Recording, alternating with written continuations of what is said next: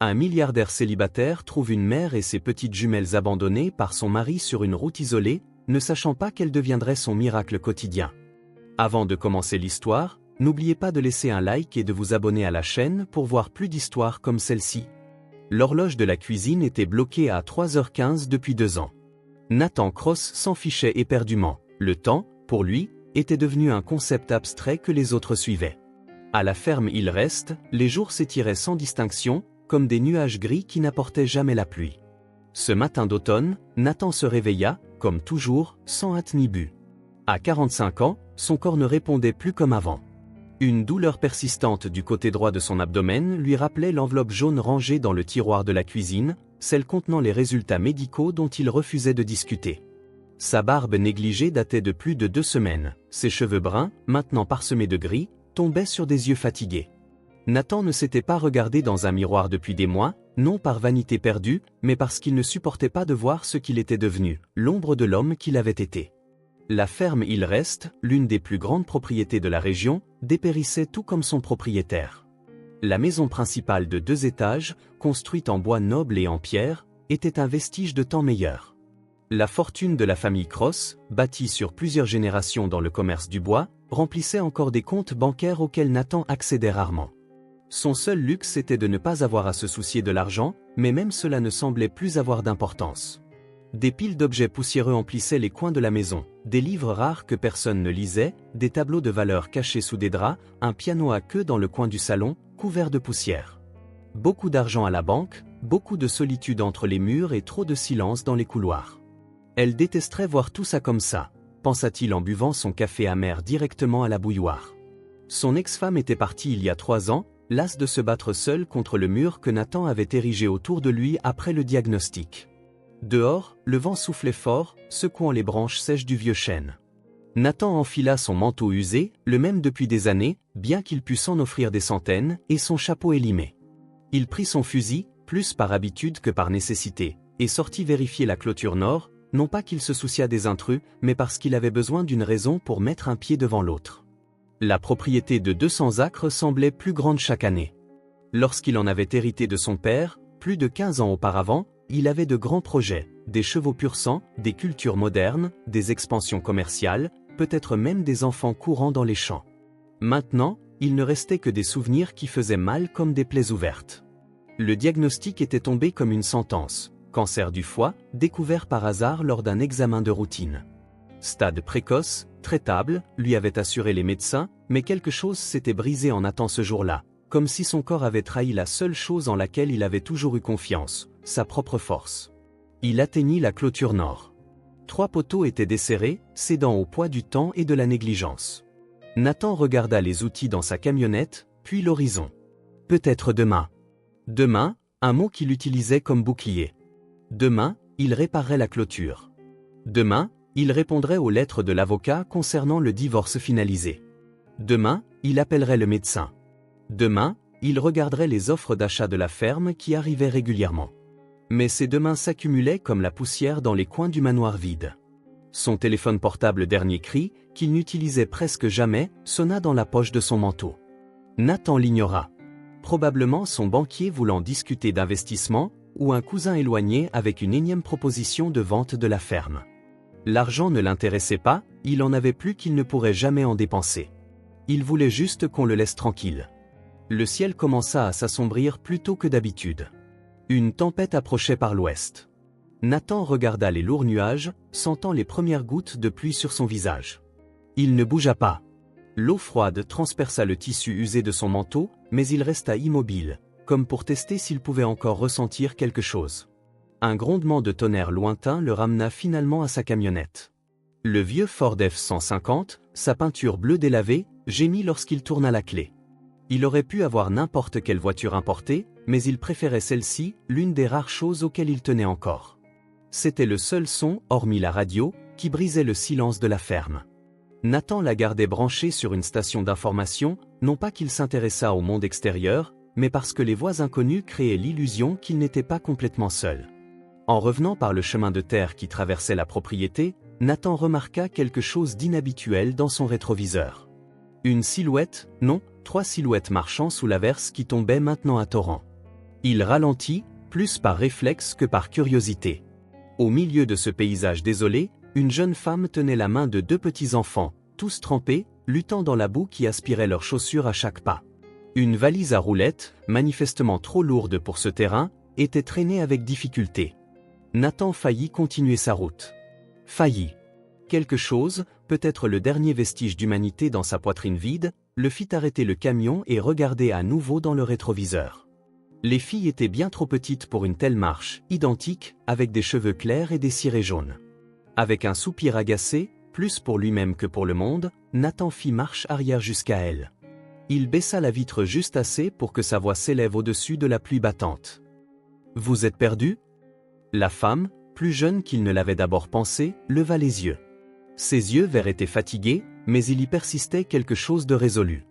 De la détermination, peut-être. « Mon mari nous a abandonnés sur la route. Nous sommes loin de chez nous. » Son visage pâlit, mais elle se reprit vite. « Je vois. Eh bien, nous allons juste continuer à marcher alors. » Les filles regardèrent Nathan avec un mélange de curiosité et de peur. Elles étaient absolument identiques, à l'exception d'un petit détail qu'il remarqua même à travers la pluie, l'une avait un ruban bleu dans ses cheveux trempés, l'autre un rose. « Où allez-vous » demanda Nathan, contre son meilleur jugement. La femme hésita. « Où la route nous mènera » répondit-elle finalement avec un sourire forcé qui n'atteignit pas ses yeux. C'était une réponse douloureusement honnête, qui disait tout sans vraiment rien dire. Nathan reconnut ce regard. C'était le même qu'il voyait dans le miroir avant d'arrêter de regarder. Le regard de quelqu'un qui avait perdu son chemin. « Montez » dit-il sans trop réfléchir.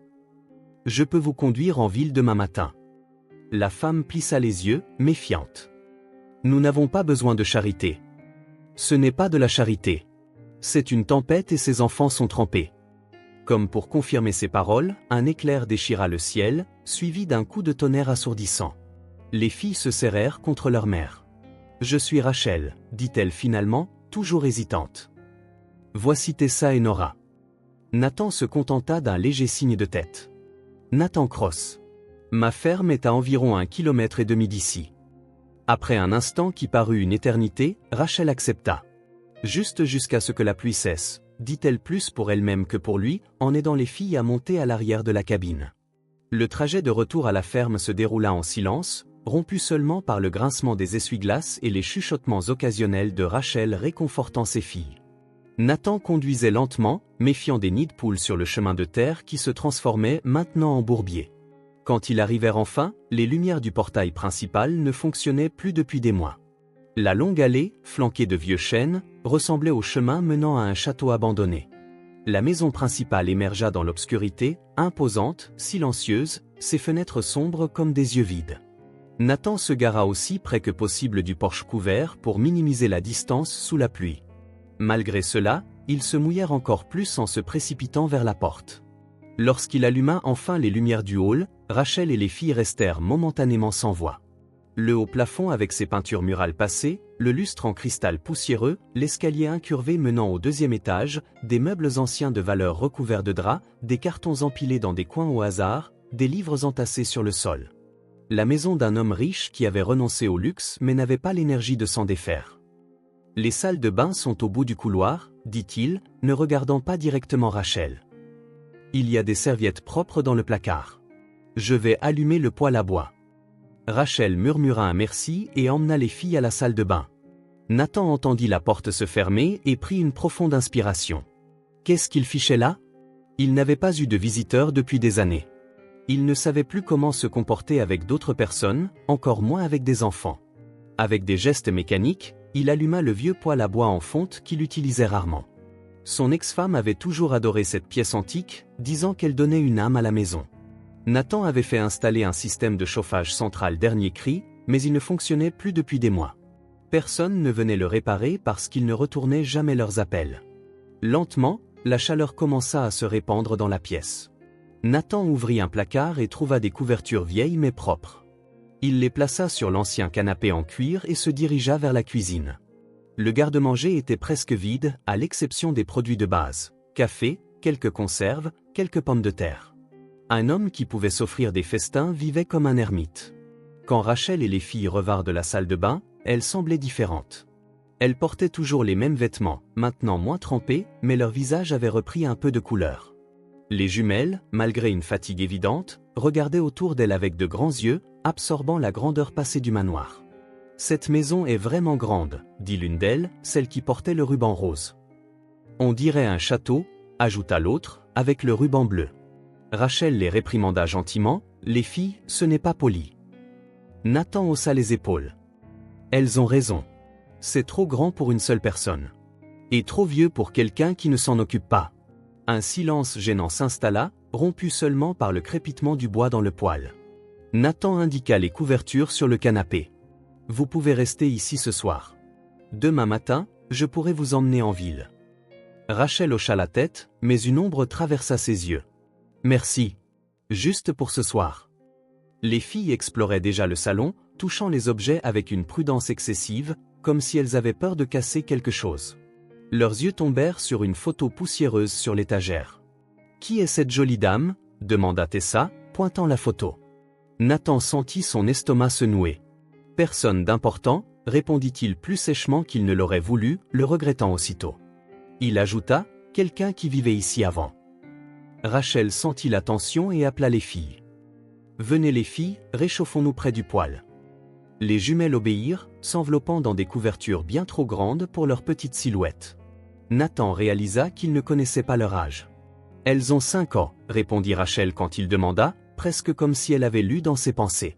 « Elles ont eu leur anniversaire le mois dernier. » Nathan se contenta de hocher la tête. 5 ans. Il ne se souvenait pas de la dernière fois qu'il avait parlé à un enfant. « J'ai de la soupe, » dit-il finalement, brisant le silence. « Ce n'est pas grand-chose, mais c'est chaud. » Rachel accepta l'offre avec un sourire fatigué.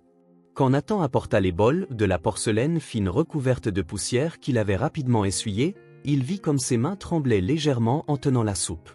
L'épuisement, probablement, ou autre chose. Les filles mangèrent avec avidité, soufflant sur la soupe chaude avec de petites bouffées exagérées qui créaient des bulles à la surface. Rachel les regardait avec un air que Nathan reconnut, celui de quelqu'un qui porte le monde sur ses épaules et ne peut se permettre de faiblir. « Que vous est-il arrivé ?» La question lui échappa avant qu'il ne puisse la retenir. Rachel leva les yeux, surprise par sa franchise. Un instant, il sembla qu'elle n'allait pas répondre. Puis, avec un soupir, elle posa son bol sur la table basse en acajou. La vie est arrivée. De mauvaises décisions. De pires personnes. Elle jeta un coup d'œil à ses filles, s'assurant qu'elles étaient trop distraites par la soupe pour prêter attention. Parfois, il faut tout recommencer à zéro. Nathan ne chercha pas à en savoir plus. Il connaissait trop bien ce sentiment. Après le repas improvisé, l'épuisement finit par terrasser les jumelles. Leurs petits yeux pouvaient à peine rester ouverts tandis que Rachel les installait sur le grand canapé, côte à côte, sous les couvertures. Nathan regarda la mère chuchoter quelque chose à l'oreille de ses filles, une berceuse peut-être, ou une promesse que tout irait bien. Il se retira dans la cuisine, se sentant comme un intrus dans sa propre maison. Quand Rachel le rejoignit quelques minutes plus tard, le silence revint, lourd comme la tempête qui faisait rage dehors. « Nous n'avons nulle part où aller, » dit-elle finalement, regardant par la fenêtre de la cuisine qui ne révélait rien d'autre que l'obscurité et la pluie. « Pas encore. J'ai besoin de quelques jours pour... » « Juste pour ce soir, » interrompit Nathan, faisant écho à ses paroles précédentes. « C'est ce que nous avions convenu. » Rachel hocha la tête, résignée. « C'est vrai. Nous partirons demain. Merci pour votre gentillesse. » « Gentillesse ?» Le mot sonnait étrangement aux oreilles de Nathan. Il ne se voyait pas comme un homme gentil. « Plus maintenant. Il y a une chambre d'amis à l'étage, » dit-il en évitant son regard. « Nous serons bien sur le canapé, » répondit-elle. Nathan haussa les épaules. « Comme vous voulez. » Quand il se retira enfin dans sa propre chambre, au bout de l'aile ouest, Nathan s'assit sur le bord du vieux lit et regarda par la fenêtre. La pluie continuait de battre, le vent secouait les branches des arbres comme des squelettes dansant dans l'obscurité. « Juste pour ce soir, » murmura-t-il pour lui-même, répétant à nouveau ses paroles. Mais quelque chose en lui, une voix presque oubliée, lui chuchota en réponse, la vie avait d'autres plans. 3 semaines s'étaient écoulées depuis juste pour ce soir. 3 semaines que Nathan avait à peine vu filer entre ses doigts comme le sable fin du ruisseau derrière la propriété. Quelque chose changeait à la ferme Il Reste, lentement et doucement, comme le passage des saisons. Ce samedi matin, Nathan se leva plus tard que d'habitude. Le soleil était déjà haut quand il descendit enfin, attiré par une odeur qu'il ne reconnut pas immédiatement, quelque chose de sucré, quelque chose de familier. Il s'arrêta dans le couloir, surpris par ce qu'il vit. Le salon, autrefois couvert de poussière et de désordre, était méconnaissable. Les draps recouvrant les meubles avaient disparu. Des piles de vieux journaux avaient été organisées dans une boîte dans un coin. Le parquet brillait d'un éclat oublié. Les fenêtres, maintenant libérées des lourds rideaux, laissaient entrer des rayons de lumière qui dansaient sur la surface polie. Rachel était dans la cuisine, dos à lui, cuisinant quelque chose sur la cuisinière. Elle ne l'avait pas remarqué. Nathan resta là, observant les changements. La table de la salle à manger, inutilisée depuis des années, était dressée avec la porcelaine rangée. Il y avait des fleurs dans un vase, des marguerites sauvages qui poussaient près de la grange. C'est alors qu'il entendit des rires. Ils venaient de l'extérieur. Il se dirigea vers la fenêtre de la cuisine et vit les jumelles dans le jardin arrière. Tessa et Nora, où maintenant il pouvait les distinguer sans les rubans, couraient autour du vieux chêne, poursuivant Bolt, le chien apparu sur la propriété 2 jours plus tôt, un bâtard maigre que Nathan avait autorisé à rester à contre-cœur après les supplications incessantes des filles. « Bonjour », dit Rachel, remarquant enfin sa présence. « J'espère que ça ne vous dérange pas. J'ai pensé que nous pourrions. » Elle hésita, soudainement incertaine. Ses yeux verts cherchèrent sa réaction, prudent. Au cours des dernières semaines, elle avait appris à lire les moindres expressions de Nathan, ses lèvres pincées quand quelque chose le contrariait, le léger froncement de sourcils quand il voulait être seul. La maison avait besoin de respirer, termina-t-elle, baissant les yeux vers la pâte qu'elle mélangeait dans un grand bol. Nathan regarda à nouveau autour de lui. Il aurait dû être en colère. Il aurait dû se sentir envahi. C'était sa maison, ses biens, ses souvenirs poussiéreux qu'il préférait garder intacts. Mais ce qu'il ressentit, étonnamment, était plus proche de la gratitude. « C'est différent », fut tout ce qu'il put dire. « Je peux tout remettre comme c'était », offrit rapidement Rachel, toujours incertaine. Les filles avaient besoin d'espace pour jouer. « Non », interrompit-il. « C'est bien. » Rachel sourit pour la première fois ce matin-là, un sourire sincère qui illumina son visage fatigué. Nathan remarqua qu'elle paraissait plus jeune quand elle souriait. Plus légère. « Je fais des crêpes », dit-elle en indiquant le bol. « J'utilise des fruits que j'ai trouvés au fond du congélateur. J'espère qu'ils sont encore bons. » Nathan hocha la tête, ne sachant quoi dire. Manger quelque chose qui ne sortait pas d'une boîte de conserve ou d'un carton, ni de la dernière fois que quelqu'un avait cuisiné pour lui. Dehors, les jumelles piaillaient de joie chaque fois que le chien courait en rond en aboyant joyeusement. La scène était aussi étrange que la nouvelle luminosité de la maison, une intrusion bienvenue de vie dans un endroit qu'il avait oublié depuis longtemps. « Puis-je utiliser la grange ?» demanda Rachel, interrompant ses pensées. « Pour un projet avec les filles. Elles ont besoin de quelque chose à faire et il y a tellement de vieilles choses là-bas que nous pourrions utiliser. »« Tout ce dont vous avez besoin », répondit Nathan sans réfléchir. « La grange. Depuis combien de temps n'y était-il pas entré ? Des années, peut-être. L'endroit où il avait stocké tout ce qu'il ne voulait pas voir mais ne pouvait pas jeter. Les outils de son père, les cartons de son ex-femme, des rêves abandonnés sous diverses formes. « Merci », dit Rachel, reportant son attention sur les crêpes. « Le café est prêt si vous en voulez. » Nathan prit une tasse propre, plus propre qu'il ne s'en souvenait, et se versa du café. La première gorgée le surprit. Ce n'était pas le café amer et fort auquel il était habitué. Il avait un goût différent, meilleur. « J'ai ajouté un peu de cannelle », expliqua Rachel, remarquant son expression. Ma grand-mère le faisait toujours comme ça. Avant qu'il ne puisse répondre, la porte arrière claqua et les jumelles firent irruption comme un petit tourbillon, suivi du chien haletant. « Monsieur Nathan ! Monsieur Nathan !» Tessa, la plus bavarde des deux, se précipita vers lui, s'arrêtant à quelques centimètres. « On a trouvé une énorme grenouille près de l'étang. Grande comme ça. » Elle écarta les bras aussi largement qu'elle le pouvait. « Elle n'était pas si grande », corrigea Nora, plus réservée mais tout aussi excitée. Mais elle a sauté très loin quand on a essayé de l'attraper.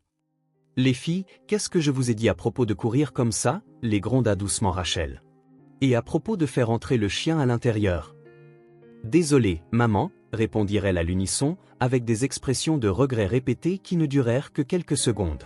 « Monsieur Nathan, » continua Tessa comme si elle n'avait pas été interrompue, « pouvez-vous nous montrer où sont les grenouilles ? Bolt veut les chasser. » Bolt ne chasse rien du tout, intervint Rachel, lançant un regard sévère à sa fille. Et vous deux, vous devez vous laver ces mains sales avant le petit déjeuner. Les filles regardèrent leurs mains boueuses, puis Nathan, comme pour vérifier s'il avait remarqué. Il faillit sourire à leurs expressions coupables.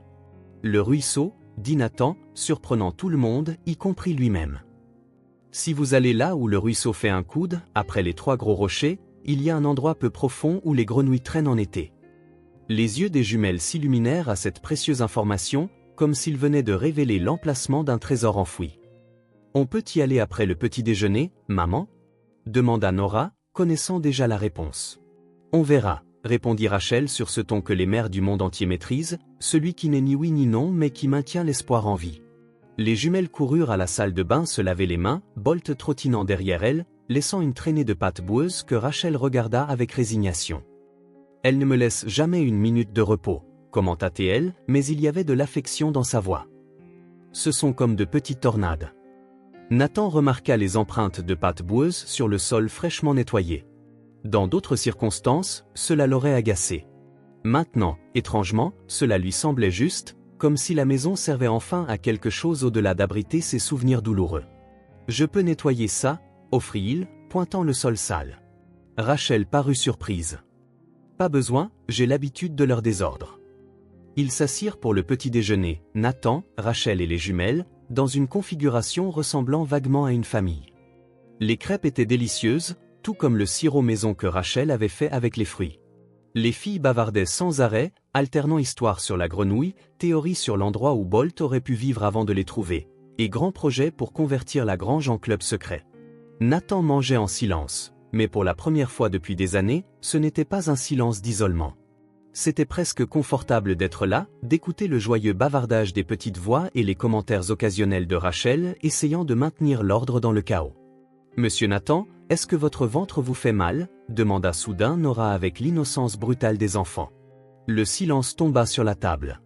Rachel pâlit. « Nora, ce n'est pas poli », la gronda-t-elle, mais sa voix tremblait légèrement. Nathan posa sa fourchette, sentant le poids familier de la réalité revenir. Bien sûr qu'elle l'avait remarqué. Les enfants remarquent toujours. Ces derniers jours, la douleur du côté droit s'était aggravée, le faisant se voûter un peu quand il marchait. « Quelque chose ne fonctionne pas bien », répondit-il simplement, se surprenant lui-même par son honnêteté. « Avez-vous vu un médecin ?» demanda Rachel, l'inquiétude évidente dans ses yeux. « Désolé, ça ne me regarde pas. »« Oui », répondit Nathan, gardant les yeux sur son assiette. « Il y a longtemps. » Le silence revint, plus lourd cette fois. Les jumelles regardaient d'un adulte à l'autre, sentant l'attention mais ne la comprenant pas tout à fait. « Quand j'ai un bobo, maman l'embrasse et ça va mieux », offrit Tessa avec la logique simple de ses 5 ans. Ce fut Rachel qui brisa le moment inconfortable en changeant de sujet. « Les filles, et si vous m'aidiez à ramasser des œufs chez les poules ? Je pense que monsieur Nathan a besoin de se reposer un peu. » Avec l'énergie typique des petits-enfants, les jumelles oublièrent instantanément la conversation sérieuse et sautèrent de leur chaise, excités par une nouvelle aventure. Bolt, qui était allongé sous la table attendant des miettes, se leva pour les suivre. « Éloignez-vous du coq », avertit Nathan, se souvenant de l'oiseau caractériel. Les poules pondent leurs œufs dans le petit hangar à côté du poulailler. Rachel hocha la tête, reconnaissante de l'avertissement, et conduisit les filles dehors. Quand la porte se ferma, Nathan laissa échapper un souffle qu'il n'avait pas réalisé qu'il retenait. Comment une simple question d'enfant pouvait-elle faire remonter tout ce qu'il essayait d'ignorer ? Il se leva pour se verser une autre tasse de café, regardant par la fenêtre Rachel et les jumelles marcher vers le hangar. Les filles sautaient de pierre en pierre sur le chemin, transformant la courte marche en aventure. Rachel suivait avec cette patience infinie que seules les mères semblent avoir, portant un petit panier pour les œufs. La maison redevenue silencieuse, Nathan s'attendait à ressentir du soulagement. C'est ce qu'il avait toujours voulu, le silence, la solitude, le confort de ne pas avoir à interagir. Mais à sa surprise, la maison lui parut étrangement vide sans le bruit des enfants. Au lieu de se retirer dans son bureau comme il le faisait chaque matin, Nathan se retrouva à errer dans la maison, remarquant les petits changements que Rachel avait faits. Les lourds rideaux du salon maintenant attachés pour laisser entrer la lumière, les livres qui avaient été empilés sur le sol rangés sur des étagères, les photographies, dont certaines étaient de retour dans des cadres au lieu d'être vides ou cachées. Il s'arrêta devant l'une d'elles en particulier, Un homme plus jeune, rasé de près et les yeux brillants, souriant à côté d'un cheval bai. Il lui fallut quelques secondes pour réaliser que c'était lui-même. Comme il avait changé. Comme il s'était laissé disparaître sous sa propre peau. Il continua de marcher, atteignant finalement la porte du bureau, son refuge habituel. Sa main s'arrêta sur la poignée, dans une décision soudaine, il se détourna, se dirigeant plutôt vers l'arrière de la maison. Le soleil de fin de matinée était maintenant brillant, réchauffant l'air frais du printemps. Nathan traversa le jardin, suivant le son des rires des filles venant du petit hangar. Il s'arrêta à distance, observant simplement. Rachel était agenouillée, aidant les jumelles à ramasser soigneusement les œufs. Nora tenait le panier, sérieuse dans sa responsabilité. Tessa bavardait sans arrêt, inventant probablement une histoire fantastique sur les poules. Bolt trottinait en rond autour d'elle, gardant une distance respectueuse des oiseaux. C'était une scène si simple, ordinaire, rien d'extraordinaire. Pourtant, quelque chose à ce sujet toucha Nathan d'une manière qu'il ne pouvait expliquer. Il y avait de la beauté dans la simplicité de ce moment, dans la façon dont Rachel souriait à ses filles, dans la concentration intense de Nora alors qu'elle tenait un œuf à deux mains, dans le rire insouciant de Tessa regardant une poule courir. Nathan sentit quelque chose remuer dans sa poitrine. Pas la douleur familière du côté droit, mais quelque chose de différent. Un serrement qui n'était pas inconfortable. Une chaleur qui n'avait rien à voir avec le soleil du matin. Quand Rachel leva les yeux et le vit debout là, elle parut momentanément inquiète. Avait-elle fait quelque chose de mal? Le dérangeait-elle? Mais alors, à sa surprise, Nathan fit quelque chose d'inattendu. Il s'approcha d'elle. « Besoin d'aide ?» demanda-t-il, sa voix rauque par manque d'usage. « Monsieur Nathan, regardez tous ces œufs !» s'exclama fièrement Tessa, montrant le panier comme si elle présentait un trésor. « Ils sont vrais !» ajouta-t-elle, comme si c'était la partie la plus étonnante. « D'où pensiez-vous que venaient les œufs ?» demanda Nathan avec une légère amusement. « Du supermarché » répondit Nora avec le plus grand sérieux, faisant sourire Rachel. « Nous n'avons jamais vécu à la campagne avant » expliqua Rachel en glissant une mèche de cheveux derrière son oreille. Tout cela est nouveau pour elle. Nathan hocha la tête, comprenant. « Les poules pondent presque tous les jours » dit-il en s'agenouillant au niveau des jumelles.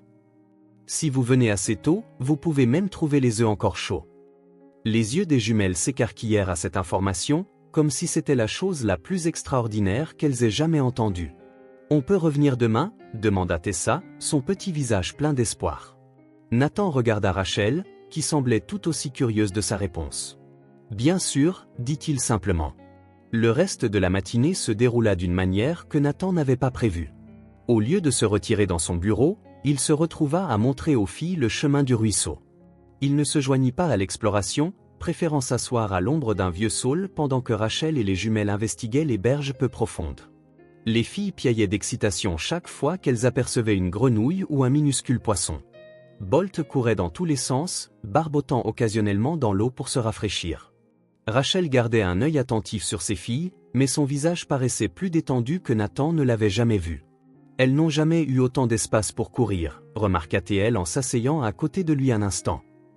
Dans notre appartement, c'était difficile. Nathan hocha la tête, comprenant plus qu'elle ne le réalisait. Le sentiment d'être confiné, des murs qui se referment. Pas la même chose que sa situation, bien sûr. Leur prison était différente, mais il comprenait. « Vous pouvez utiliser la propriété » dit-il, se surprenant lui-même par sa générosité. Beaucoup d'endroits sûrs pour qu'elle joue.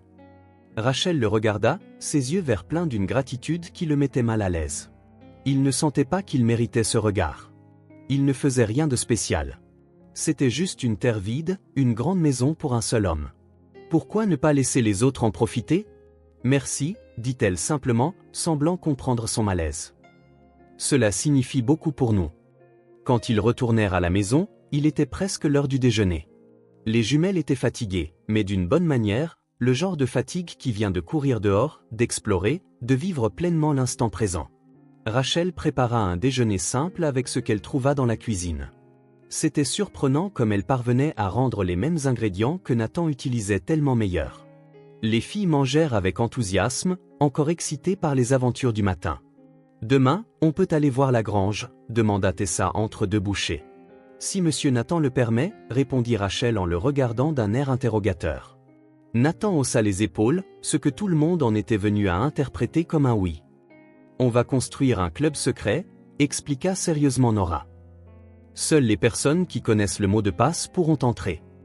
Et quel est le mot de passe? Demanda Nathan, rejoignant de manière inattendue la conversation.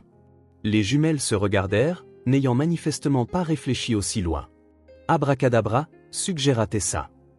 Trop facile, objecta Nora. Tout le monde le connaît.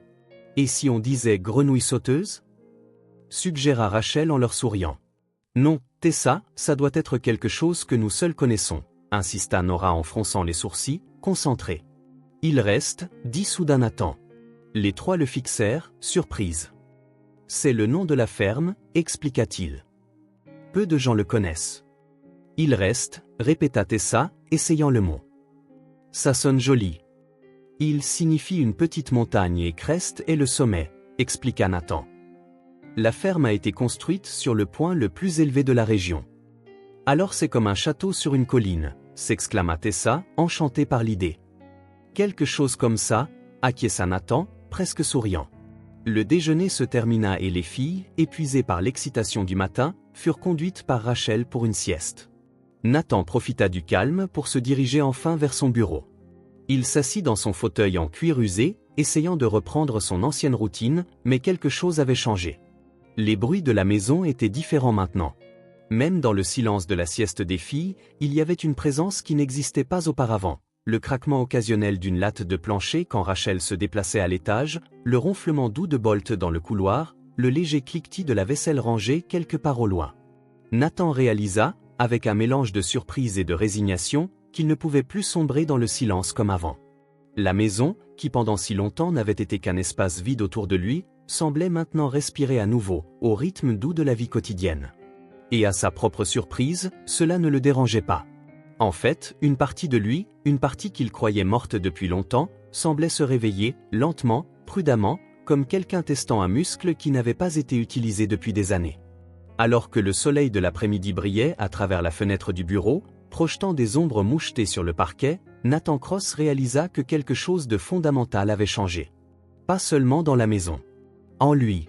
La vie avait retrouvé son chemin, sans demander la permission, et contre toute attente, il la laissait entrer. Le rasoir glissa doucement sur la peau couverte de mousse, révélant un visage que Nathan reconnaissait à peine. Cela faisait si longtemps. La barbe grisonnante, qui avait poussé de manière incontrôlable pendant des mois, tombait maintenant en touffes dans le lavabo en porcelaine. Chaque passage de la lame exposait des traits oubliés, la mâchoire forte, la petite cicatrice près de son oreille gauche, souvenir d'un accident de cheval à l'adolescence ou les rides autour de ses yeux, maintenant plus profondes, marque d'un passage du temps peu clément. Nathan s'arrêta, examinant l'étranger dans le miroir. Une partie de lui, celle qui avait abandonné il y a si longtemps, voulait s'arrêter là, laisser le travail à moitié fait. Après tout, quelle différence cela faisait-il? Mais ses mains continuèrent, méthodiques, précises, comme si elles avaient une volonté propre. L'eau chaude rinça les dernières traces de mousse. Nathan passa la main sur son visage fraîchement rasé, la sensation presque étrangère après si longtemps.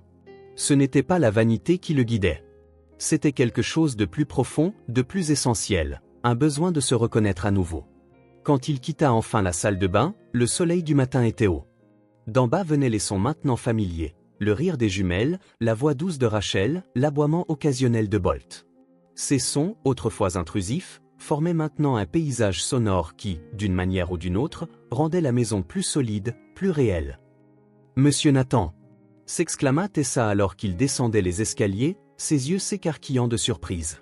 « Votre visage a disparu. » « Il n'a pas disparu, idiote, » la corrigea Nora, bien qu'elle parût tout aussi impressionnée. « Il a juste rasé sa barbe. » Rachel, qui dressait la table du petit déjeuner, arrêta ce qu'elle faisait. Son regard croisa celui de Nathan un instant.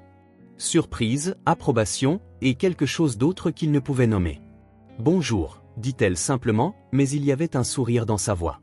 Après le petit déjeuner, Nathan ne se retira pas au bureau comme d'habitude. Au lieu de cela, il se dirigea vers la remise à outils. La porte grinça en s'ouvrant, un autre rappel de la façon dont il avait négligé l'endroit. Poussière et toiles d'araignée recouvraient les étagères. Des outils rouillés étaient éparpillés sans ordre. Des seaux vides gisaient renversés dans un coin. Il commença lentement, sans trop réfléchir. D'abord un balai pour nettoyer le sol en terre battue, puis un chiffon humide sur les surfaces. Les outils, un par un, reçurent de l'attention, de l'huile sur les charnières, ponçage des lames, application de cire sur les manches en bois. Nathan perdit la notion du temps. Des heures, peut-être. Le soleil se déplaça, projetant des ombres différentes à travers la porte ouverte de la remise. Ses mains travaillaient patiemment, redécouvrant des mouvements oubliés depuis longtemps. La clé à molette qui appartenait à son père brillait à nouveau, le métal reflétant la lumière du soleil. Les scies, alignées par taille, semblaient prêtes à l'emploi. Le vieux chalumeau, maintenant nettoyé, attendait patiemment le prochain travail. Nathan sentit une présence. En se retournant, il trouva Rachel debout à la porte, l'observant. « Désolé de vous interrompre, dit-elle. Les filles demandent si elles peuvent vous aider, monsieur Nathan. » Avant qu'il ne puisse répondre, les jumelles apparurent derrière leur mère, les yeux brillants de curiosité. « Qu'est-ce que vous faites » demanda Tessa, toujours directe. « J'organise les outils, » répondit Nathan, surpris par l'aisance naturelle de sa propre voix. « Pourquoi faire » voulut savoir Nora, aussi pratique que toujours. Nathan réfléchit un instant. « Pour réparer la clôture nord » dit-il finalement. Après le déjeuner, Nathan chargea la camionnette avec les outils nécessaires. Les jumelles regardaient avec fascination tandis qu'il sélectionnait des clous, un marteau, du fil de fer et une paire de gants en cuir usé. « On peut venir » demanda Tessa, sautillant presque d'excitation. Nathan regarda Rachel, qui observait depuis le porche. « Si ta maman est d'accord, » répondit-il, se surprenant lui-même. « S'il te plaît, maman » supplièrent les jumelles à l'unisson, avec cette synchronisation parfaite que seules les jumelles semblent maîtriser. Rachel hésita, puis hocha la tête. « Faites attention avec les outils, » les avertit-elle, mais il y avait un sourire sur ses lèvres. La clôture nord se trouvait à l'extrémité de la propriété, là où la terre de Nathan rencontrait une forêt dense. Le trajet en camion fut court, mais suffisant pour que les jumelles, assises à l'arrière, élaborent une avalanche de théories sur ce qui vivait dans les bois. Des licornes, insistait Tessa avec une conviction inébranlable. « Il n'y a pas de licorne, » rétorqua Nora. « Probablement des cerfs. »« Comment tu sais ? As-tu déjà vu une licorne ? » ?»« Non, parce qu'elle n'existe pas. »« Monsieur Nathan, est-ce que les licornes vivent dans les bois ?» Nathan faillit sourire. « Je n'en ai jamais vu, » répondit-il sérieusement. « Mais j'ai vu des cerfs, des renards, et même un ours une fois. »« Un vrai ours ?» Les deux voix résonnèrent en parfaite harmonie, mêlant peur et fascination. Quand ils arrivèrent à la clôture cassée, le travail commença immédiatement. Les poteaux devaient être redressés, les fils retendus et les planches desserrées reclouées. Nathan travaillait avec une efficacité calme, ses mains redécouvrant des compétences endormies. Les jumelles, à sa surprise, étaient des aides enthousiastes et attentives. Tessa tenait les clous, Nora lui passait les outils quand il le demandait. Toutes deux observaient avec une attention respectueuse chaque mouvement des grandes mains calleuses de Nathan. « Pourquoi la clôture est-elle si importante » demanda Nora à un moment donné. Nathan s'arrêta, réfléchissant à la réponse. « Elle marque la fin de notre terre, » dit-il enfin. « Elle protège ce qui est à nous. »« Notre terre. » Les mots lui échappèrent avant qu'il ne s'en rende compte. « Pas ma terre. La nôtre. Qu'y a-t-il de l'autre côté » voulut savoir Tessa, regardant à travers les fils vers la forêt au-delà. « D'autres vies » dit Nathan, se surprenant lui-même par cette réponse philosophique. « Des animaux, des arbres, un monde différent du nôtre. » Le travail se poursuivit jusqu'au milieu de l'après-midi. Le chaud soleil d'été faisait transpirer Nathan, mais ce n'était pas inconfortable.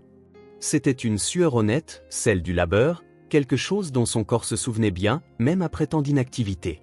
Quand ils eurent enfin terminé, la clôture se dressait à nouveau, solide. Nathan examina son ouvrage, ressentant une simple satisfaction qu'il n'avait pas éprouvée depuis longtemps. Ce n'était pas parfait, mais c'était robuste, utile, fait avec un but. Les jumelles célébrèrent comme si elles avaient conquis une montagne. Tessa applaudit tandis que Nora inspectait d'un œil critique les résultats, hochant la tête en signe d'approbation. Sur le chemin du retour, Nathan conduisait en silence, écoutant le joyeux bavardage des filles à l'arrière. Elle parlait de toutes les autres clôtures qu'elle pourrait réparer, de la façon dont elles aideraient monsieur Nathan avec d'autres projets, d'être les meilleures aides du monde. Le chemin de terre serpentait à travers la propriété, révélant des aperçus de la maison principale au loin. Nathan la vit comme pour la première fois, la structure imposante contre le ciel bleu, les fenêtres maintenant propres reflétant la lumière du soleil, la fine fumée s'échappant de la cheminée de la cuisine où Rachel préparait probablement un goûter. Quelque chose d'étrange remua dans la poitrine de Nathan, un serrement, non pas de douleur, mais de reconnaissance. C'était sa maison, sa vie. Pendant si longtemps, il y avait simplement existé, comme un fantôme dans son propre espace. Maintenant, d'une manière ou d'une autre, il revenait pour l'habiter vraiment. Quand il se gara près du porche, Rachel sortit pour les accueillir. Son sourire s'élargit en voyant les jumelles sauter de la camionnette, chacune essayant d'être la première à raconter l'aventure de la clôture. Monsieur Nathan a tout réparé. J'ai tenu les clous. Il a dit qu'il avait vu un ours une fois. J'ai aidé avec le marteau. Rachel rit de leur excitation, puis croisa le regard de Nathan un instant. Quelque chose de non dit passa entre eux, une reconnaissance mutuelle, une compréhension partagée. Merci de les avoir emmenés, dit-elle simplement. Nathan se contenta de hocher la tête, descendant du camion avec les outils. Il se sentait fatigué, mais d'une bonne manière, le genre de fatigue qui vient d'un travail utile, pas d'une simple existence. Pendant qu'il rangeait les outils, maintenant propres et organisés à leur juste place, Nathan réalisa que quelque chose avait changé. Pas seulement autour de lui ou la maison plus propre, le jardin entretenu, la clôture réparée, mais en lui. Se raser ce matin-là n'avait pas été qu'une question d'hygiène. Nettoyer les objets n'était pas simplement une question d'organisation. Réparer la clôture n'était pas seulement une nécessité pratique. C'était de petits pas, un homme revenant lentement à la vie qu'il avait abandonnée. Et le plus surprenant de tout, c'est qu'il voulait faire le pas suivant. Rachel remarqua avant Nathan que quelque chose n'allait pas. Les signes étaient là, subtils comme des murmures, mais de plus en plus difficiles à ignorer. La façon dont il posait la main sur son côté droit après avoir soulevé quelque chose de lourd, les pauses fréquentes pendant qu'il travaillait dans la grange quand il pensait que personne ne regardait, la sueur froide occasionnelle sur son front lors des matinées douces, les nuits où elle l'entendait arpenter le couloir, incapable de dormir. Ces derniers jours, depuis qu'il travaillait davantage autour de la ferme, les signes s'étaient aggravés. Rachel l'observait par la fenêtre de la cuisine pendant qu'il réparait la balançoire pour les filles. Chaque mouvement provoquait une lueur de douleur sur son visage, pourtant il continuait, têtu comme toujours. Elle savait ce que c'était. La reconnaissance. Elle avait été formée pour remarquer les signes et lire les gens. D'abord comme fille d'un père alcoolique, anticipant toujours ses humeurs, puis comme infirmière dans un hôpital de campagne lors d'une mission humanitaire en Afrique, enfin comme épouse d'un homme dont les poings serrés signalaient toujours un danger. Rachel parlait le langage de la souffrance cachée, et Nathan, peu importe ses efforts pour la dissimuler, était un livre ouvert pour ses yeux exercés. Cet après-midi-là, en préparant le dîner, elle vit par la fenêtre que Nathan était assis sur le porche, regardant l'horizon. Les filles jouaient dans la cour avec Bolt, leur rire résonnant à travers la propriété. Nathan les regardait avec une expression que Rachel ne pouvait pas entièrement déchiffrer, mi-affection, mi-tristesse, comme s'il contemplait quelque chose hors de sa portée. S'essuyant les mains sur son tablier, Rachel prit une décision qu'elle avait trop longtemps reportée. En sortant sur le porche, elle remarqua comment Nathan se redressa quand il la vit, essayant de paraître moins fatigué. Toujours à se cacher, toujours à faire semblant d'être fort. « J'ai apporté du thé glacé », dit-elle en lui offrant un verre. C'était un après-midi d'été chaud, le genre qui fait miroiter l'air au-dessus des champs lointains. « Merci », répondit-il en prenant la boisson. Rachel s'assit sur la chaise à côté de lui. Pendant quelques minutes, ils restèrent en silence, regardant simplement les filles jouer dans la cour. Bolt chassait un papillon, sautant comiquement, faisant rire les jumelles aux éclats. « Elles adorent ça ici », commenta Rachel, les yeux fixés sur ses filles. « Je ne les ai jamais vues aussi heureuses. » Nathan hocha la tête en sirotant son thé. « Les enfants ont besoin d'espace et de sécurité », ajouta-t-elle doucement. « Ils ont besoin de savoir qu'ils sont protégés. » Quelque chose dans sa voix fit que Nathan se tourna pour la regarder. Il y avait une question tacite dans ses mots, une histoire qu'elle ne partageait pas, mais qui flottait entre eux comme un lointain nuage d'orage. « Vous pouvez rester aussi longtemps que vous en aurez besoin, » dit-il, interprétant son inquiétude. « Personne ne vous dérangera ici. » Rachel sourit, reconnaissante de l'offre, mais son sourire n'atteignit pas tout à fait ses yeux. Elle avait autre chose en tête. « Nathan, » commença-t-elle en choisissant soigneusement ses mots, « je vous ai observé. » Il se raidit légèrement, ses doigts se resserrant autour du verre. « Depuis combien de temps êtes-vous malade » demanda-t-elle directement. La question resta suspendue entre eux, lourde comme l'air avant un orage. Un instant, Rachel pensa qu'il allait se lever et s'en aller, comme il le faisait habituellement chaque fois que la conversation devenait trop personnelle. Mais Nathan resta assis, les yeux sur les filles au loin. « Comment le saviez-vous » demanda-t-il finalement, sa voix plus basse que d'habitude. « Je suis infirmière » répondit-elle. « Ou je l'étais, avant les jumelles. J'ai travaillé dans des hôpitaux pendant des années. Je reconnais les signes. » Nathan la regarda, surpris par cette révélation. En presque 2 mois passés sous le même toit, il y avait beaucoup de choses qu'ils ignoraient encore l'un de l'autre. 3 ans, dit-il enfin. Une tumeur au foie. Ils l'ont trouvée par accident lors d'un examen de routine. Rachel hocha la tête, assimilant l'information. Quel stade? Précoce, quand ils l'ont trouvée au début. Maintenant. Il haussa les épaules, un geste qui en disait long. Avez-vous suivi un traitement? Le silence de Nathan répondit pour lui. Pourquoi? Demanda-t-elle, sans accusation dans la voix, juste une curiosité sincère. Nathan prit une profonde inspiration, les yeux toujours fixés sur les jumelles, qui étaient maintenant assises dans l'herbe à confectionner des couronnes de fleurs. C'était plus facile de parler en les regardant elles, plutôt que Rachel. Mon père est mort d'un cancer quand j'avais 17 ans, commença-t-il.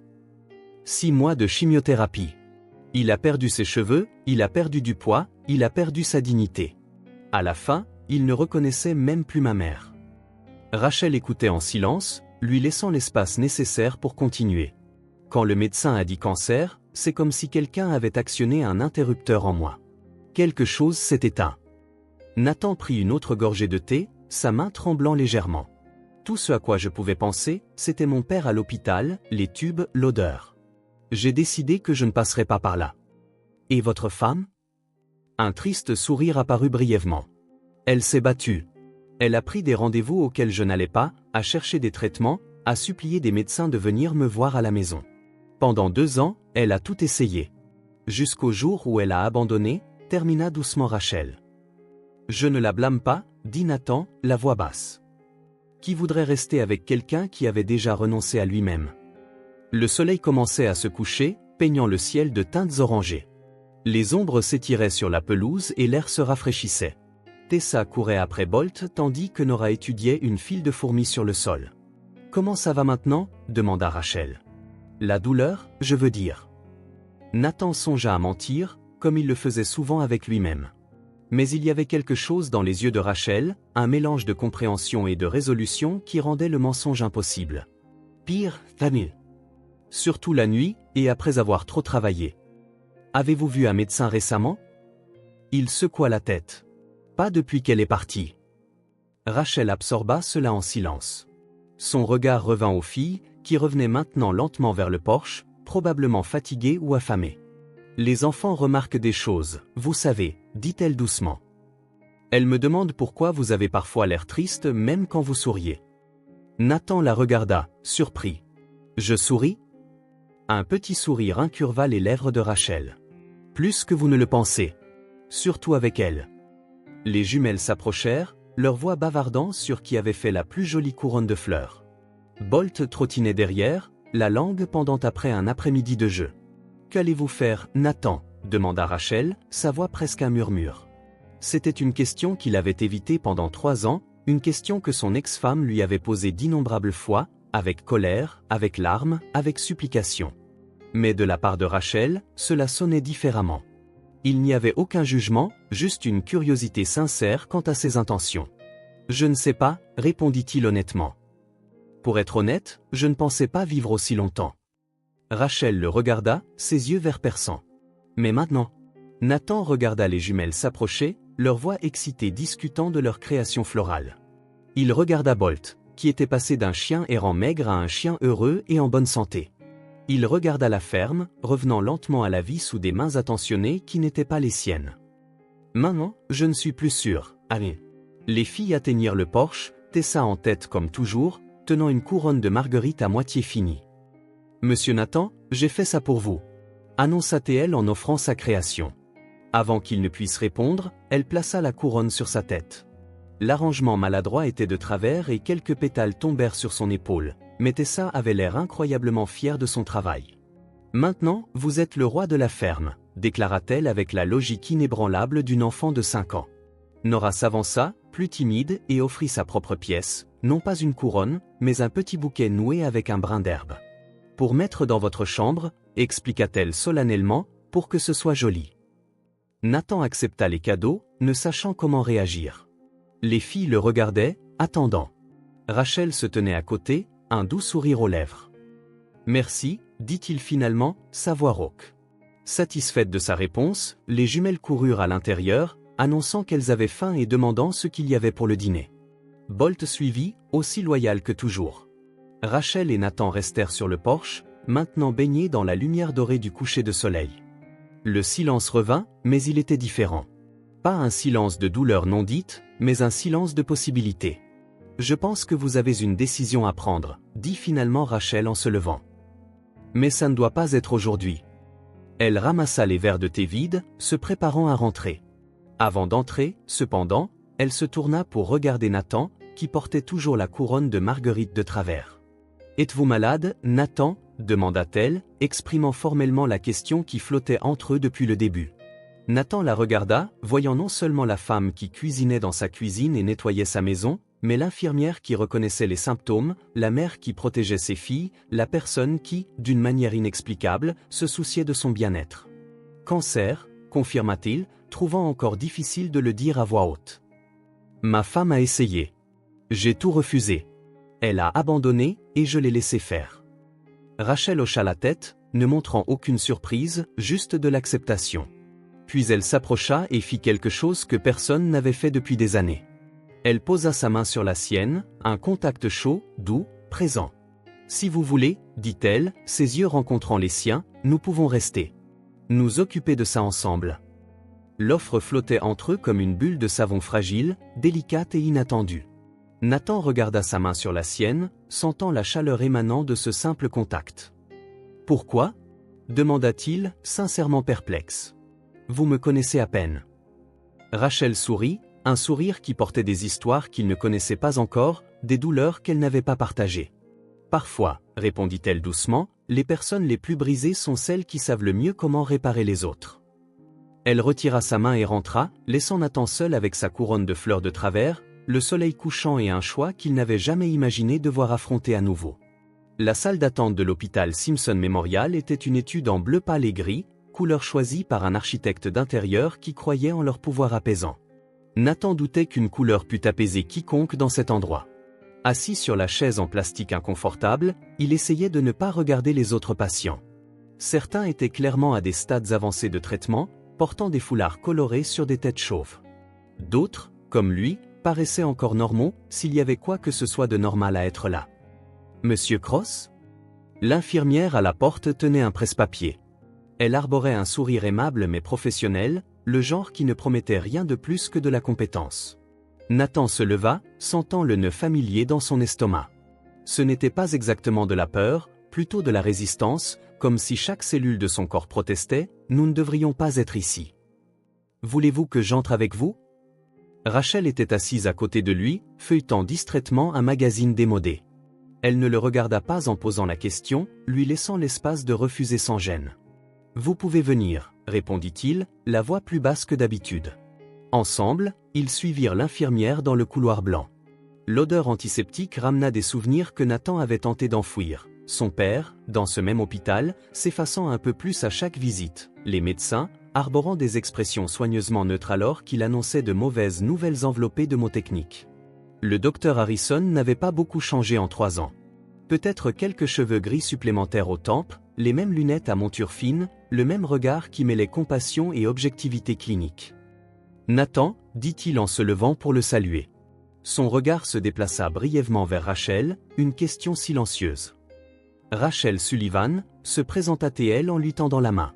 « J'aide Nathan. » Le médecin hocha la tête, n'insistant pas pour obtenir des détails.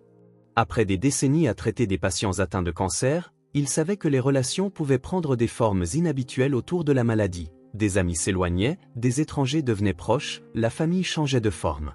« Eh bien, Nathan, cela fait un bon moment, » commenta le médecin en se rasseyant dans son fauteuil.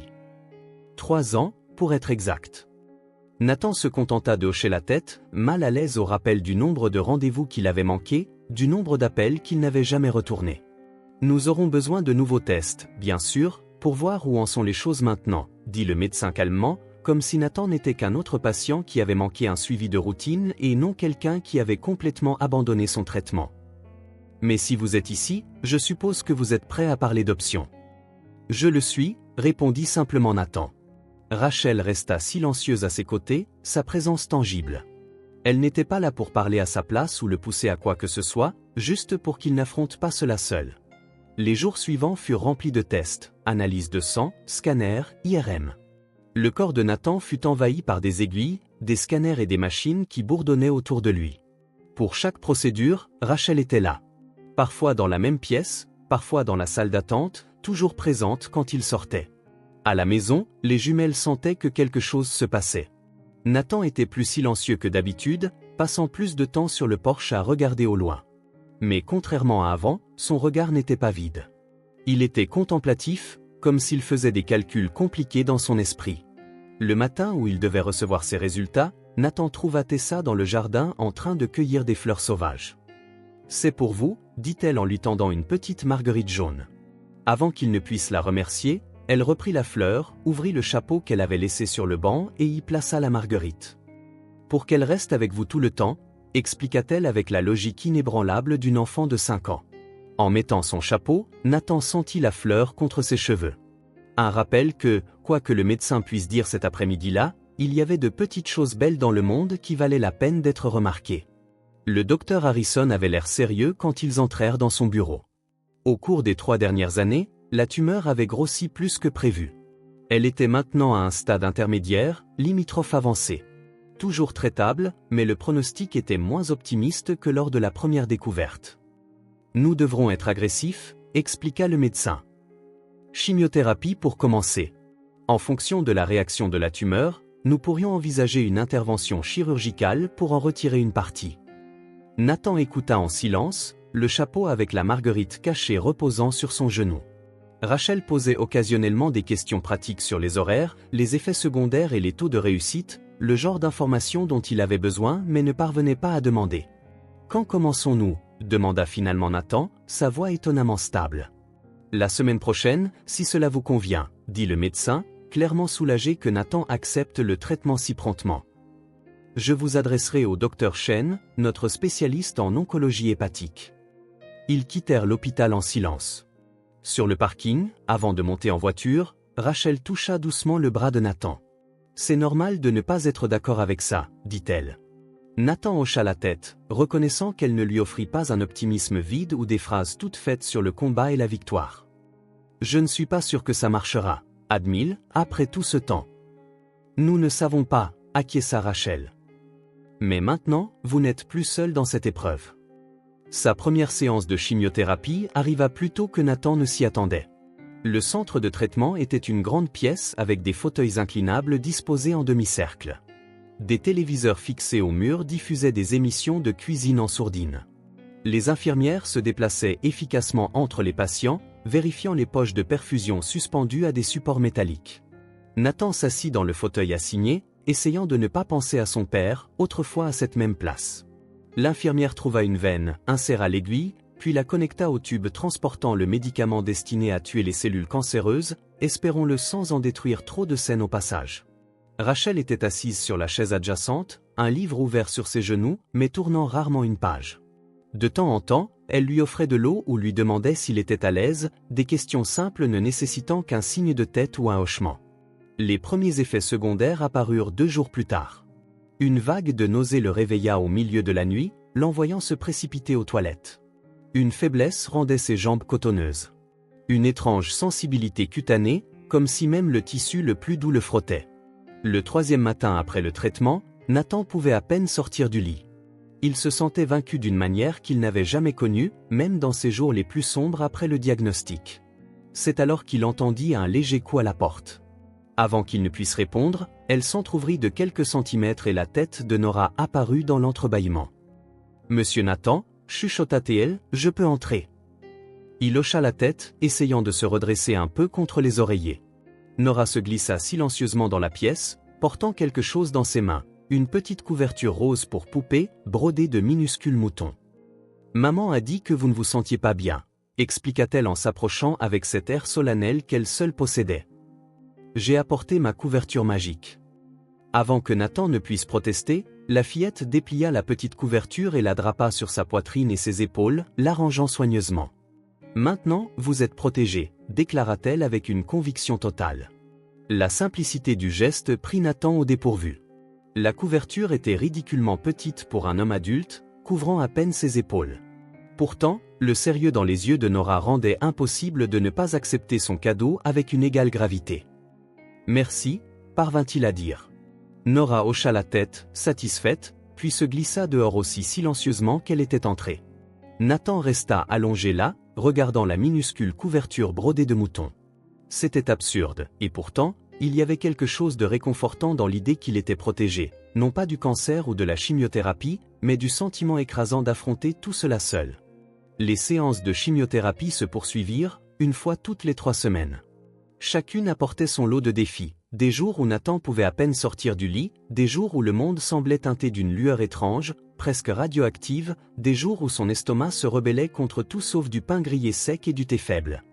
Un jour particulièrement difficile, où même la pensée de la nourriture le rendait nauséeux, il était allongé sur le canapé du salon, fixant le plafond, se sentant totalement inutile.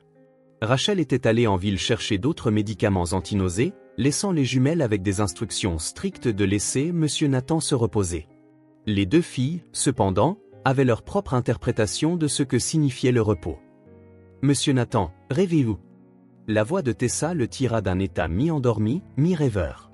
En ouvrant les yeux, il trouva les 2 filles agenouillées sur le sol à côté du canapé, leur visage à quelques centimètres du sien. « Je ne dors pas, murmura-t-il. »« Vous avez l'air triste, » observa Nora en penchant la tête, comme si elle étudiait un puzzle. « Juste fatigué, » répondit Nathan, tentant un sourire rassurant. À leur regard échangé, il ne les avait pas convaincus.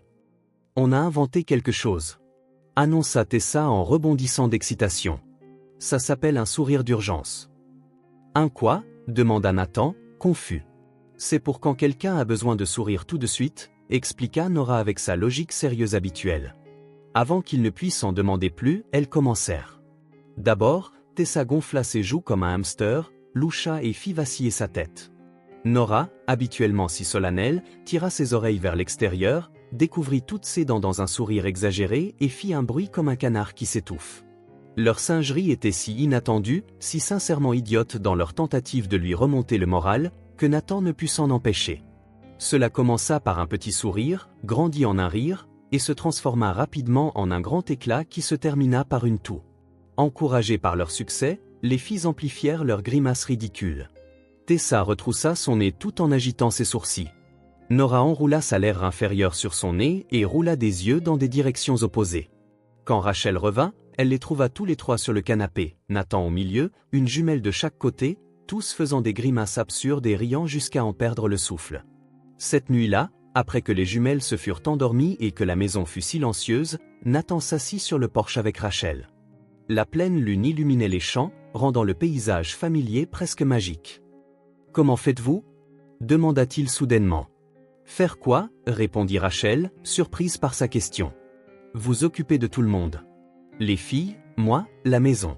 Vous ne semblez jamais débordée. » Rachel sourit légèrement, contemplant la lune. « Qui a dit que je ne l'étais pas » Nathan fronça les sourcils, réalisant qu'il n'avait jamais envisagé cette possibilité. « J'ai appris il y a longtemps, » continua-t-elle, « que la vie n'attend pas que vous soyez prêts pour les défis. Ils se présentent simplement, et vous les gérez, un jour à la fois. » Ils restèrent silencieux un moment, regardant les ombres fugaces projetées par les nuages passants. « Les filles vous adorent, vous savez, » dit doucement Rachel. Nathan ne répondit pas immédiatement. Être adoré était un concept étrange, surtout par 2 petites personnes qui ne le connaissaient que depuis quelques mois. « Je ne sais pas pourquoi, » dit-il finalement. « Je n'ai rien fait pour le mériter. » Rachel gloussa doucement. « Les enfants n'aiment pas au mérite, Nathan. Ils aiment, tout simplement. » Il réfléchit à cela, sentant le poids et la légèreté de cette vérité. Toute sa vie d'adulte, il avait fonctionné selon une logique d'effort et de récompense, de travail acharné et de résultat, de cause à effet. Mais les fleurs de Tessa dans son chapeau, la couverture protectrice de Nora, leur grimace idiote de sourire d'urgence, rien de tout cela ne suivait cette logique. C'était offert gratuitement, sans calcul ni attente. La lune poursuivit son voyage à travers le ciel. Le silence entre eux était maintenant confortable, plus alourdi par des mots non dits. « Je pense que je vais rester », dit enfin Nathan, sa voix presque un murmure. Rachel se tourna pour le regarder, une question silencieuse dans les yeux. « Dans ce monde » précisa-t-il. « Je vais essayer de m'accrocher. » Elle hocha la tête, comprenant tout ce qu'il ne pouvait mettre en mots. C'était un engagement, non seulement envers le traitement, mais envers la vie, envers l'essai, envers le fait de se laisser espérer, ne serait-ce que pour voir Tessa et Nora grandir d'un centimètre de plus, pour découvrir le prochain sourire d'urgence ridicule, pour sentir une autre chaleur estivale à la ferme il reste. « Et nous sommes là », dit simplement Rachel. « Tant que vous voudrez rester, vous ne serez pas seul. » Et d'une manière ou d'une autre, sous cette pleine lune brillante, cela semblait suffisant. L'automne arriva à la ferme Hillcrest avec une douceur qui semblait presque réticente. Les feuilles prirent leur temps pour changer de couleur, comme si l'été refusait de partir. Les matinées devinrent plus fraîches, mais l'après-midi conservait encore la chaleur des longs jours déclinants. Nathan passait une bonne journée. Ses cycles de chimiothérapie avaient créé un nouveau rythme dans sa vie, de mauvais jours suivis de meilleurs, jusqu'à ce que le traitement suivant redémarre le cycle. Aujourd'hui était l'un des meilleurs jours, la nausée lui accordant un bref répit et une partie de son énergie revenant. Rachel avait suggéré qu'il l'utilise pour organiser ce qu'elle appelait poliment les zones nécessitant de l'attention dans la maison. En réalité, il s'agissait d'espaces que Nathan avait laissés intacts pendant des années, accumulant poussière et souvenirs en égale mesure. « Cette chambre d'amis au bout du couloir est pleine de cartons », mentionna Rachel au petit déjeuner. « Les filles grandissent, elles auront bientôt besoin de leur propre espace. » C'était une demande déguisée en suggestion. Pendant tous les mois où elles avaient vécu là, Rachel n'avait jamais apporté de changement à la structure de la maison sans lui demander d'abord. Les jumelles dormaient toujours dans la chambre à côté de la sienne, mais elles devenaient exiguës pour deux enfants actifs. « Nous pouvons regarder ce qu'il y a dedans », acquiesça Nathan, se surprenant lui-même par sa bonne volonté.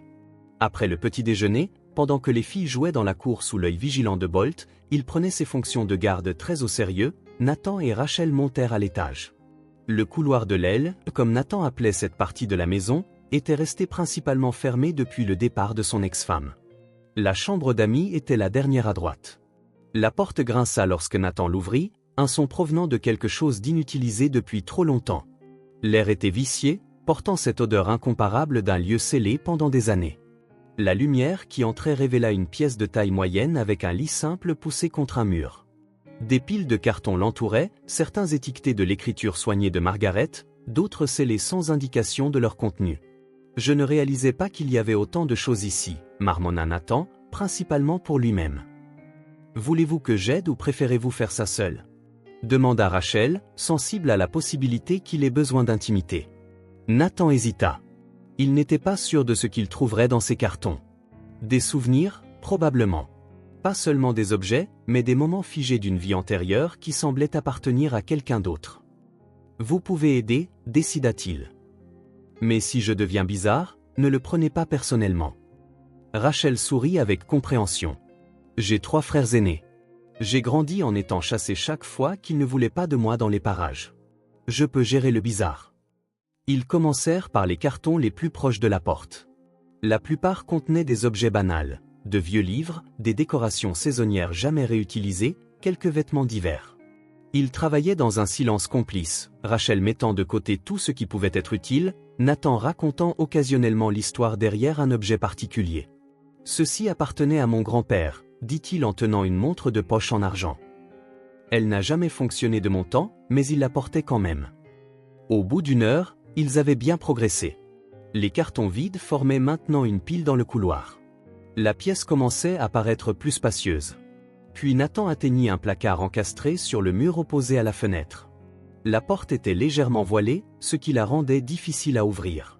« Il faudra peut-être forcer un peu », dit-il en tirant sur la poignée rouillée. Avec un grincement protestataire, la porte céda enfin, révélant des étagères poussiéreuses. En haut se trouvaient de vieilles boîtes à chaussures. Sur les étagères du milieu, des albums photos et des dossiers. Sur l'étagère inférieure, une boîte en bois sculpté que Nathan reconnut immédiatement. C'était le cadeau de mariage de son père, une boîte faite à la main destinée à ranger les choses importantes, comme l'avait expliqué le vieux monsieur Cross. Nathan la souleva soigneusement, soufflant la poussière. C'est magnifique, remarqua Rachel, admirant les délicates sculptures de feuilles de chêne sur le couvercle. Nathan hocha la tête, passant ses doigts sur le motif familier. Mon père l'a faite. Il avait un don pour le travail du bois. Il posa la boîte sur le lit et ouvrit le couvercle. À l'intérieur, comme prévu, se trouvaient des documents importants. Un certificat de mariage, maintenant nul, de vieilles polices d'assurance, des actes de propriété vendus il y a longtemps.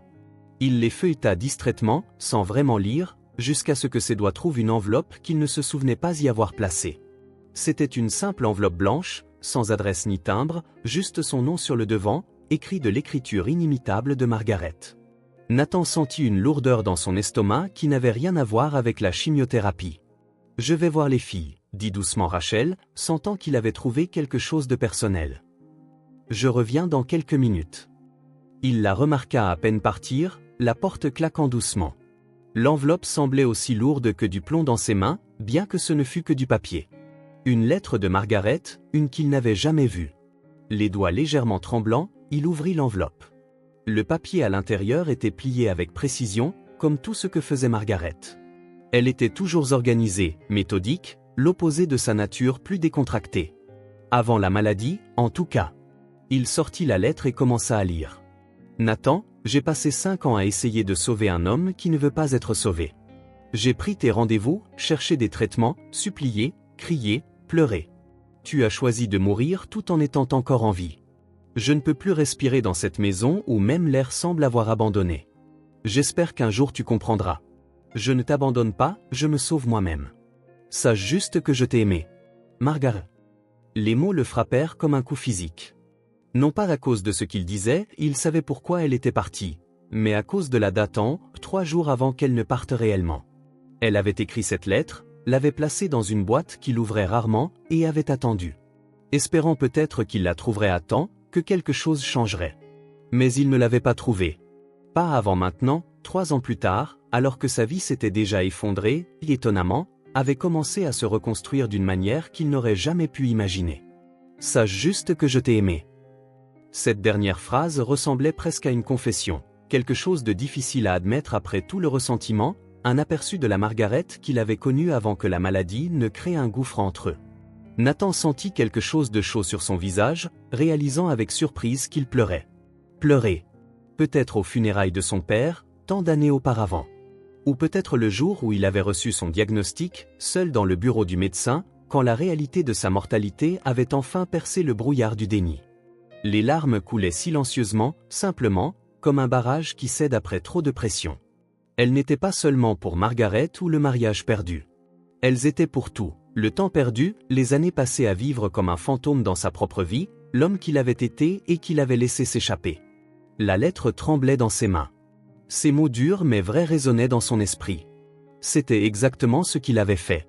Ce n'était pas le cancer qui le tuait, c'était sa décision de se retirer, de fermer la porte aux gens, de refuser toute main tendue. Nathan ferma les yeux, laissant les larmes continuer sans entrave. Il y avait quelque chose d'étrangement libérateur dans ses pleurs silencieux, comme s'il se laissait enfin faire le deuil, non seulement du départ de Margaret, mais de tout ce qu'il avait perdu en chemin. Quand les larmes se calmèrent enfin, il replia soigneusement la lettre et la glissa de nouveau dans l'enveloppe. Non pas avec colère ou amertume, mais avec une nouvelle compréhension. Margaret avait fait ce qu'elle devait faire pour survivre. Il ne pouvait pas la blâmer pour ça. La porte s'ouvrit doucement. Rachel se tenait là, son visage un mélange d'inquiétude et d'hésitation. « Ça va ?» demanda-t-elle doucement. Nathan leva les yeux, ne prenant pas la peine de cacher les traces de larmes sur ses joues. « Non » répondit-il honnêtement.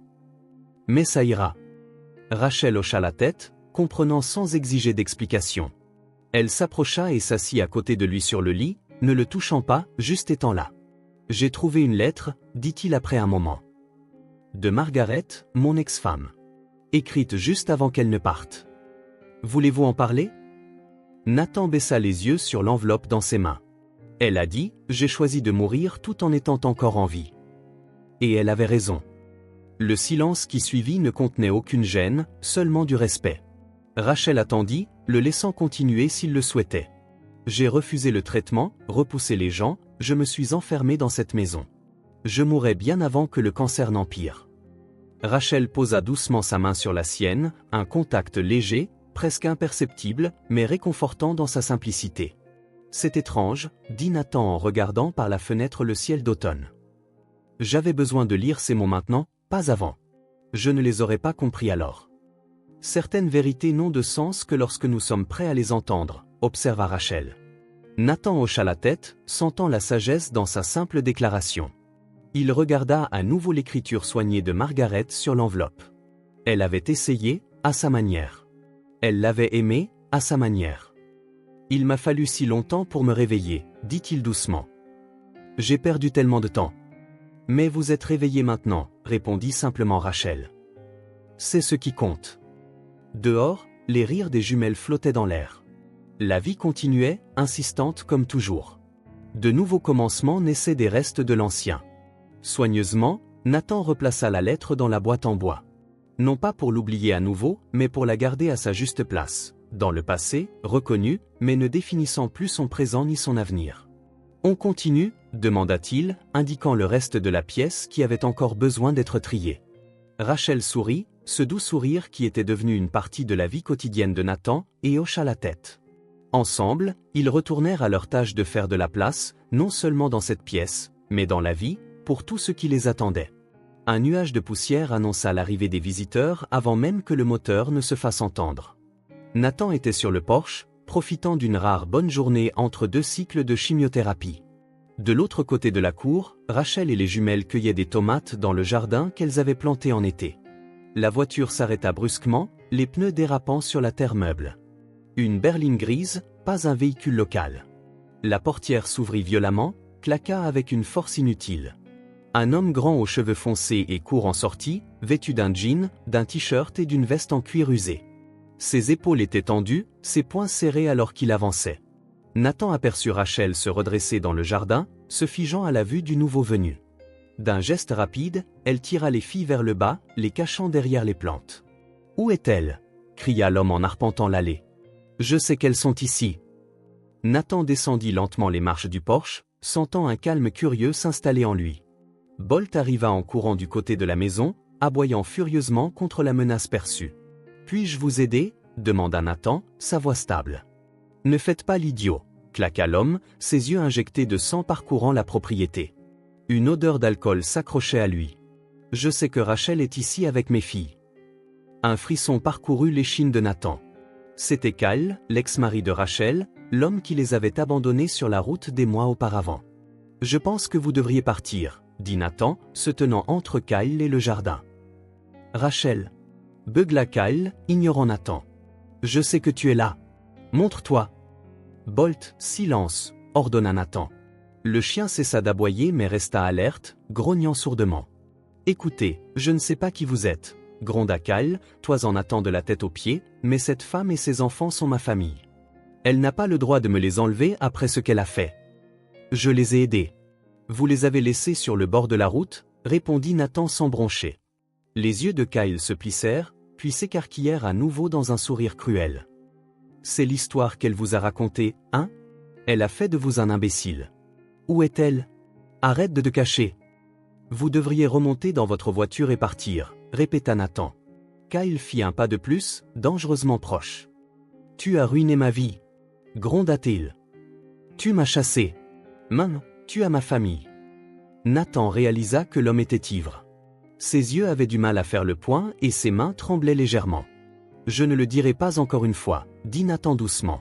« Partez. »« Elles sont à moi, » cria Kyle, le visage rougeau. « Ma famille. Toi, tu n'es rien. » Un vieil homme mourant qu'elle a trouvé pour remplacer son mari. Un instant, il sembla qu'il allait charger. Nathan se prépara, incertain s'il avait la force de se battre, mais déterminé à protéger Rachel et les filles. Puis, aussi brusquement qu'il était arrivé, quelque chose changea dans l'expression de Kyle. Il regarda autour de lui, comme s'il réalisait où il était et ce qu'il faisait. « Ce n'est pas fini » marmonna-t-il en se retirant vers sa voiture. « Je reviendrai. Avec les flics. Avec des avocats. Je vais prendre mes filles. » Nathan resta immobile jusqu'à ce que la voiture disparaisse sur la route, les nuages de poussière retombant lentement. Ce n'est qu'alors qu'il se tourna vers le jardin. Rachel émergea de sa cachette, les jumelles s'accrochant à elle. 3 visages pâles, tous sinistres. Pas de larmes, juste un calme effrayant qui en disait plus que tous les pleurs. Nathan remarqua quelque chose de troublant, le silence. Tessa, normalement si bavarde, était complètement muette. Nora, habituellement sérieuse mais jamais vraiment effrayée, avait de grands yeux vigilants. Elle n'avait pas couru vers Kyle. Elle n'avait pas crié pour leur père. Elle ne montrait aucun signe de reconnaissance ou de désir, seulement de la peur. Silencieuse, contenue, clairement familière pour elle. « Ça va ?» demanda Nathan alors qu'il retournait vers le porche. Rachel hocha brièvement la tête, guidant les filles à l'intérieur. « Entrons. » Dans le salon, elle assit les jumelles sur le canapé, s'agenouillant devant elles. « C'était juste une frayeur, » dit-elle, sa voix faussement calme. « Tout va bien maintenant. Il est parti. »« Est-ce qu'il va revenir ?» chuchota Nora. « Ne t'inquiète pas pour ça maintenant, » répondit Rachel en glissant une mèche de cheveux derrière l'oreille de sa fille. « Nous sommes en sécurité ici. Je vais faire du chocolat chaud, » offrit Nathan, cherchant à retrouver une once de normalité. Des heures plus tard, les jumelles enfin endormies, Rachel rejoignit Nathan sur le porche. Le ciel nocturne scintillait d'étoiles et l'air frais laissait présager l'hiver à venir. « Je suis désolée pour tout ça, » dit-elle dans le silence. « Je ne sais pas comment il nous a trouvés. » « Était-il toujours comme ça ?» demanda Nathan.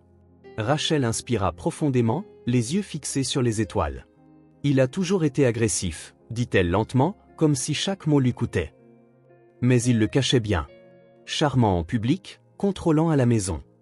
Elle passa une main dans ses cheveux, un geste nerveux que Nathan voyait rarement. Après avoir perdu son travail, il a perdu le contrôle. Il buvait plus. Un jour, après une dispute, il nous a emmenés faire un tour. Il a conduit pendant des heures, en buvant. Sa voix trembla. Quand j'ai dit que je voulais rentrer à la maison avec les filles, il s'est arrêté au milieu de nulle part, a jeté nos sacs dehors et nous a laissés là. Nathan sentit la colère bouillir en lui, mais resta silencieux. Je pensais qu'il essayait juste de nous faire peur, qu'il reviendrait. Nous avons attendu. Puis il a commencé à pleuvoir. Rachel déglutit difficilement. C'est là que j'ai réalisé que c'était notre chance de nous enfuir enfin.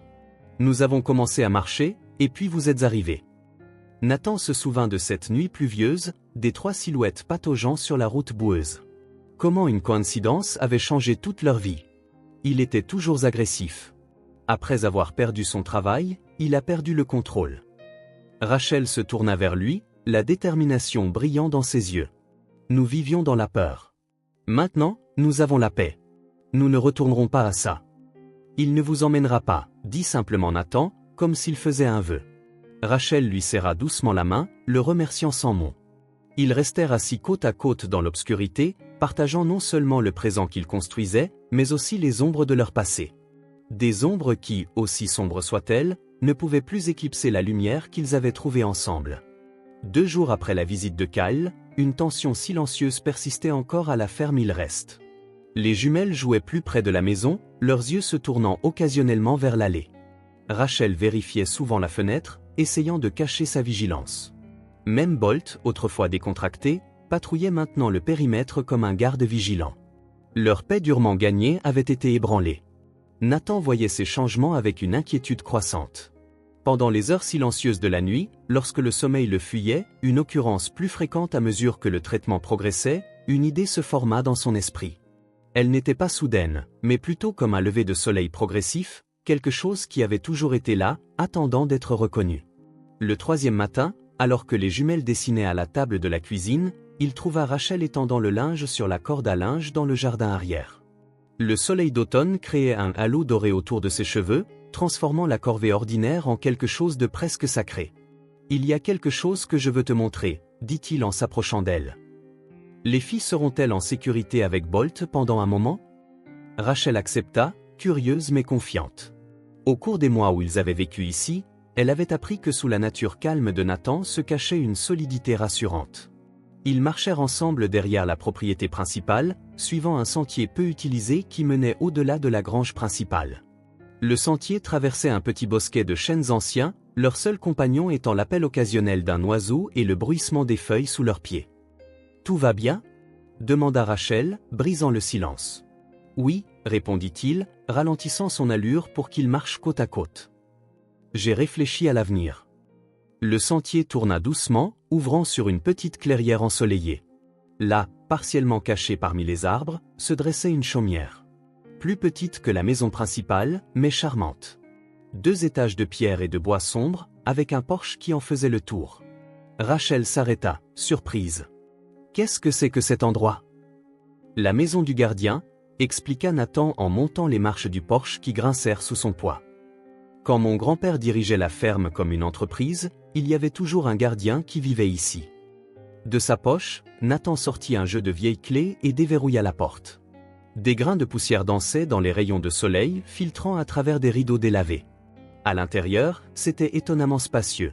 Un salon avec une cheminée en pierre, un couloir menant à d'autres pièces et un escalier en bois montant à l'étage. « Elle est vide depuis des années », dit Nathan alors que Rachel se promenait lentement, passant ses doigts sur un encadrement de porte sculptée. Le dernier gardien est parti quand mon père a réduit les activités. Depuis, je ne suis venu ici que pour vérifier le toit, mais je ne l'ai jamais vraiment utilisé. Rachel écarta l'un des rideaux, révélant une vue spectaculaire sur la vallée au-delà, avec des arbres imposants offrant une ombre généreuse, au loin, des montagnes brumeuses délimitant la région. « C'est magnifique, dit-elle doucement. Mais pourquoi me montrez-vous ça maintenant ?» Nathan inspira, rassemblant ses pensées. Il était plus habitué à garder ses mots à l'intérieur qu'à les offrir, mais c'était trop important. Après ce qui s'est passé avec Kyle, j'ai commencé à penser à la sécurité. À vous et aux filles, ici.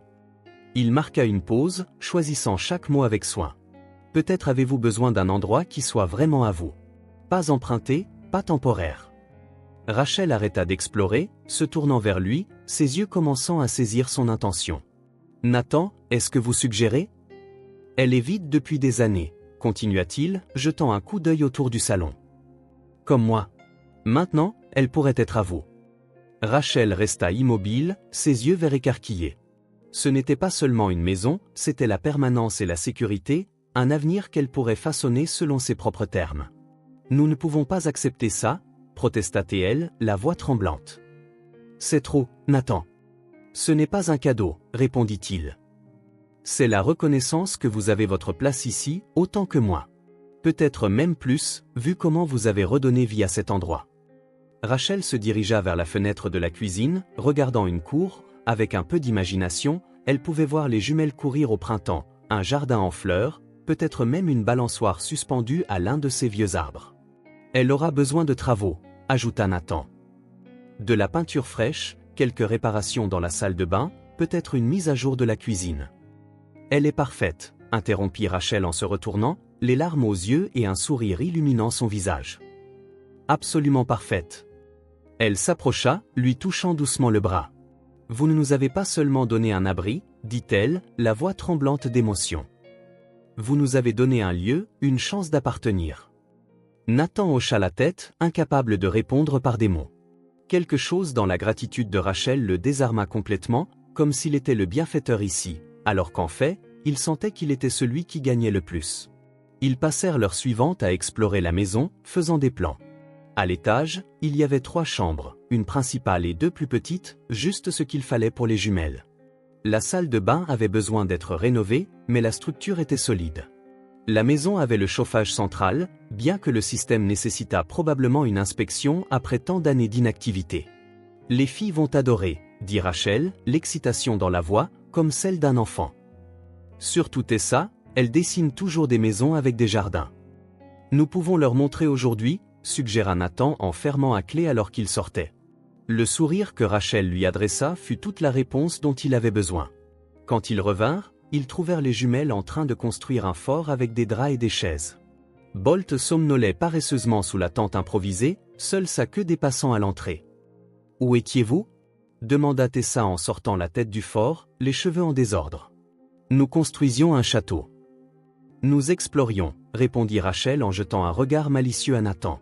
« Nous avons une surprise à vous montrer après le déjeuner. » Les heures suivantes furent remplies des bavardages impatients des jumelles essayant d'arracher des indices à leur mère.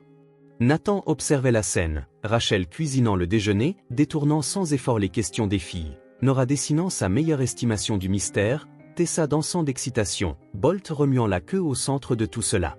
Sa maison. Sa vie. Une réalité qu'il n'aurait jamais pu imaginer 6 mois plus tôt. Après le déjeuner, la courte marche vers la maison du gardien fut accueillie par des cris de joie. Les jumelles se précipitèrent de pièce en pièce, montant et descendant les escaliers, revendiquant des espaces, imaginant à voix haute comment elles décoreraient chaque coin. « Ce sera ma chambre », annonça Tessa en fonçant dans l'une des chambres à l'étage. « Non, la mienne », argumenta Nora juste derrière elle. « Vous pouvez partager, comme vous le faites maintenant », suggéra Rachel, jouant les médiatrices en douceur. « Et quand nous serons grandes ?» demanda Tessa, sérieuse. Nathan ne put s'empêcher de sourire. « Quand nous serons grandes ?» Une supposition désinvolte de temps continu, d'un avenir, une notion qui réchauffa quelque chose en lui. « Nous verrons ça quand vous serez plus grande, » répondit Rachel. « En attendant, nous avons beaucoup à faire avant que cet endroit ne soit habitable. »« On peut la peindre en violet ?» demanda Tessa, déjà en train de planifier. « Peut-être un violet très clair, » compromit Rachel, partageant un regard amusé avec Nathan. « On peut construire une balançoire dans cet arbre ?» demanda Nora en pointant du doigt un vieux chêne par la fenêtre. « Bien sûr, » répondit Nathan. « Nous pouvons la construire ensemble. » C'était comme si les vannes s'étaient ouvertes. Soudain, tout le monde parlait en même temps. Rachel de rideaux et de meubles, Tessa de couleurs et de décorations, Nora de livres et de coins d'art. Nathan les regardait, stupéfait de la transformation. La peur que la visite de Kyle avait jetée était remplacée par l'espoir. Ils passèrent l'après-midi dans la petite maison, mesurant les espaces, discutant des couleurs, faisant des plans. La tension des derniers jours fondit, remplacée par l'anticipation d'un nouveau commencement. « Combien de temps avant qu'on puisse emménager ?» demanda Tessa alors qu'ils retournaient à la maison principale au coucher du soleil. « Nous devons d'abord faire quelques rénovations, » expliqua Rachel. « Mais peut-être dans quelques semaines. »« Est-ce que Monsieur Nathan nous rendra visite ?» demanda brusquement Nora, sa voix petite et sérieuse. Un bref silence tomba. C'était une question qui révélait une profonde inquiétude, la peur de la distance ou de la perte que Nora, si observatrice, avait perçue. « Vous ne serez pas loin », rassura doucement Nathan. « C'est juste de l'autre côté de la propriété. Nous pourrons nous voir tous les jours. »« Est-ce qu'on prendra toujours le petit déjeuner ensemble ?» insista Tessa. « Et le déjeuner et le dîner. »« Quand vous voudrez, » promit-il. « La grande maison sera toujours ouverte pour vous. » Cela sembla les calmer, et elles reprirent leur bavardage sur le nouvel endroit. Quand ils arrivèrent, les jumelles étaient fatiguées mais rayonnantes d'excitation. Rachel les emmena prendre leur bain pendant que Nathan mettait la bouilloire en marche pour le thé.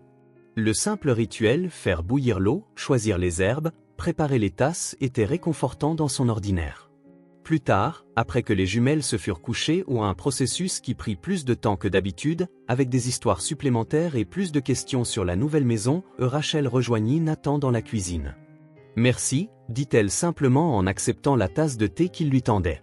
« Pas seulement pour la maison, mais pour tout. » Nathan hocha la tête, conscient que les mots ne suffiraient pas. Ils partagèrent un silence confortable pendant un moment, chacun absorbé dans ses propres pensées. « Je vais voir les filles avant d'aller me coucher », dit finalement Rachel. « Bonne nuit, Nathan. »« Bonne nuit, Rachel. » Elle s'arrêta sur le pas de la porte, comme si elle voulait en dire plus, mais se contenta de sourire, un sourire plein de promesses tacites, et monta à l'étage, laissant Nathan seul. Il resta dans la cuisine, son propre thé oublié. Par la fenêtre, il regarda les étoiles commencer à émerger dans le ciel qui s'assombrissait. La vie s'était à nouveau calmée, retournant au rythme doux des nuits à la ferme. Dans le silence, ses pensées vagabondaient. Il se souvint des rires des jumelles explorant la maison, de la lumière dans les yeux de Rachel alors qu'elle faisait des plans, de l'odeur du pain qu'elle avait cuit ce matin-là. Il pensa à la lettre de Margaret, enfin comprise et acceptée. Il réfléchit à l'homme qu'il avait été isolé, aigri, s'effaçant lentement, et à l'homme qu'il devenait, quelqu'un qui offrait plus qu'un simple toit, qui, même malade, choisissait la vie. La vie vaut encore la peine, murmura-t-il pour lui-même en regardant les étoiles. Lentement, tranquillement, mais elle vaut la peine. Et la vérité de ces mots résonna avec une certitude qu'il n'avait pas ressentie depuis des années. Il ne savait pas combien de temps il lui restait. Les médecins étaient prudemment optimistes, mais le cancer était imprévisible. Ce qu'il savait, avec une clarté qui lui avait manqué auparavant, c'est qu'il voulait chaque jour qu'il pourrait obtenir. Il voulait voir les jumelles grandir, aider Rachel à planter ce jardin, sentir le soleil sur son dos en travaillant la terre. Il voulait continuer à vivre. Le lendemain matin, un calme particulier enveloppa la ferme Il Reste, le genre d'immobilité qui vient de la présence, non de l'absence. Le ciel était d'un bleu profond, sans nuages. L'air vif sentait la terre humide et les dernières fleurs d'automne. Nathan était assis sur le porche, admirant la vue. Rachel était agenouillée à côté d'un parterre de fleurs latérales, plantant de petits buissons de lavande. Ses mains se déplaçaient avec une douceur exercée, enfouissant les racines dans le sol, les recouvrant avec soin. Les jumelles jouaient sur la pelouse avec Bolt. Tessa, comme d'habitude, avait inventé un jeu élaboré avec des règles en constante évolution. Nora participait avec un sérieux appliqué, corrigeant occasionnellement sa sœur lorsqu'elle oubliait ses propres règles. Nathan passa une main sur son visage fraîchement rasé, s'émerveillant de se sentir tellement plus léger aujourd'hui. Peut-être était-ce le soleil sur ses épaules, peut-être la scène qui se déroulait devant lui, peut-être l'acceptation de sa place dans ce monde inattendu. Le rire de Tessa retentit alors que Bolt essayait d'attraper une balle. Elle se précipita vers Nathan, les joues rouges d'excitation. « Monsieur Nathan, avez-vous vu comme Bolt a sauté haut ?» demanda-t-elle en s'accrochant à sa chaise. « Bien sûr que oui, » répondit-il en souriant. « Il devient bon à ça. » Tessa s'attarda, l'étudiant avec cette curiosité franche que seuls les enfants possèdent. Puis, comme si elle parvenait à une grande conclusion, elle déclara « C'est bien d'être ici ». La simplicité de cette déclaration toucha quelque chose de profond en Nathan. C'était exactement ça. Un sentiment que, malgré tout, malgré la maladie, les fantômes du passé, les incertitudes de l'avenir, c'était un bon endroit où être. « C'est ici que j'ai appris à rester », répondit-il, surpris par la vérité qu'il découvrait dans ses propres mots. Tessa sourit, satisfaite, et retourna en courant vers Nora et le chien, reprenant leur jeu interrompu. Rachel se redressa, époussetant la terre de ses mains. Ses yeux rencontrèrent ceux de Nathan de l'autre côté du jardin. Elle sourit, un sourire qui commença petit, presque timide, et s'épanouit lentement comme une fleur au soleil.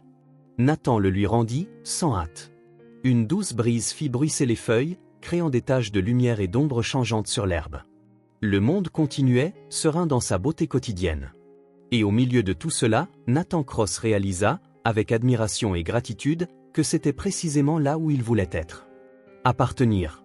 Si cette histoire vous a touché, abonnez-vous à la chaîne et activez les notifications pour ne pas manquer les prochaines. Laissez un like, car cela aide cette histoire à être recommandée à plus de personnes. À la prochaine.